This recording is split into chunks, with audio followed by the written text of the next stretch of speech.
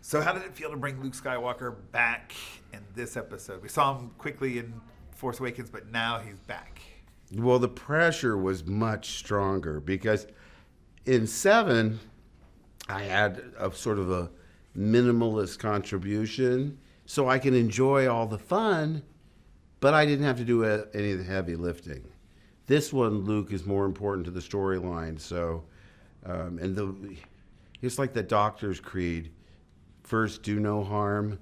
That's what I was trying to accomplish at a minimum.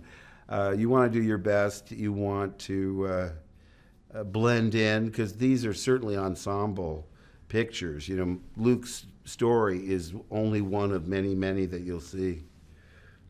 The sets were supposedly more massive than they were in any other film, and detailed. How was it working on all that detailed scale? Well, I'm not giving anything away because now they've established there's a casino set.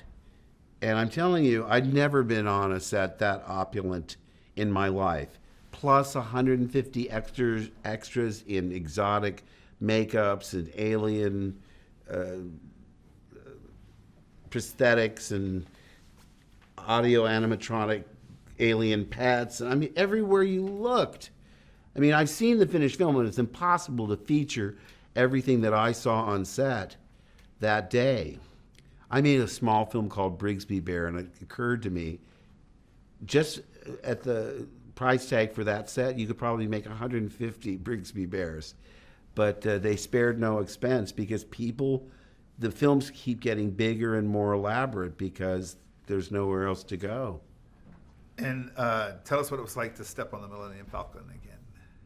Well, I thought, oh boy, it's going to be fun. I said to my sons, you want to go? Yeah, sure, Dad. So my whole family went, and the documentary crew said, oh, you're going to go on for the first time. Can we film you? Because it wasn't a day I was shooting. I was just in street clothes. So I went up the ramp, and I wasn't expecting to be so moved by it. I mean, it was almost like visiting a house that I grew up in that I never expected to return to.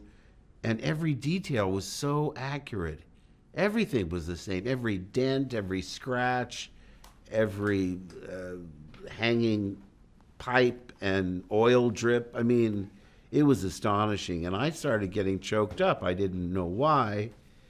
I didn't want the documentary crew to be looking at all this. And so I said, excuse me. And I went around and sat in the cockpit with my back to everyone. And I thought, holy moly, this is a memory I'll never forget, because it's unexpected, and it encompassed so much of my collective sense memory of what it was like to be back in the originals.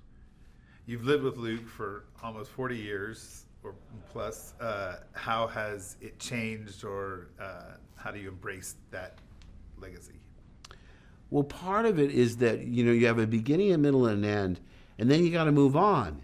You know, there's so much detail in your head that you have to sort of do a memory flush just so that you're able to memorize new lines. So I've forgotten more than I remember.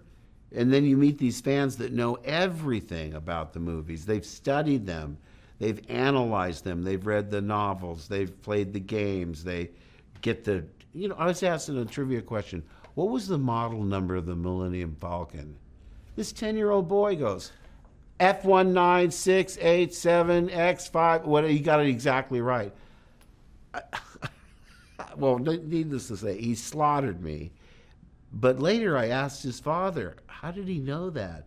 And he says, well, Britain bought the vehicle manual guide that, you know, breaks down all your land speeder and the X-Wings and the TIE fighters. But even that he would remember the exact model number, that's an extreme example, but you get the idea. The fans seem sort of semi-disappointed in me because I'm not as knowledgeable as they are.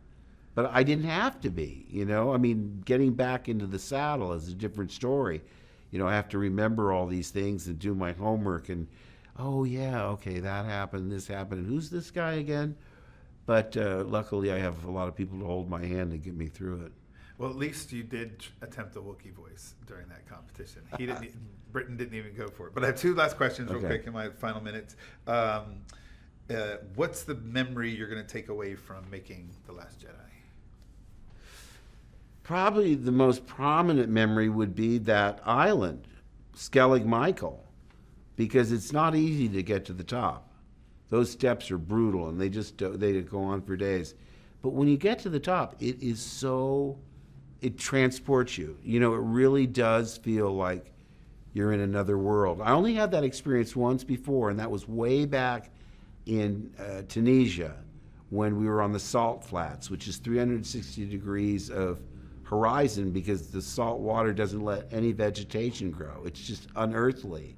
So there I am in my Luke costume with the belt and the floating car, and R2 was there, and I turned my back. The crew was filming something else, and the sun was going down, just like the sun's, it wasn't double, and I got the chills. I really felt I was in a galaxy far, far away. I certainly wasn't on Earth.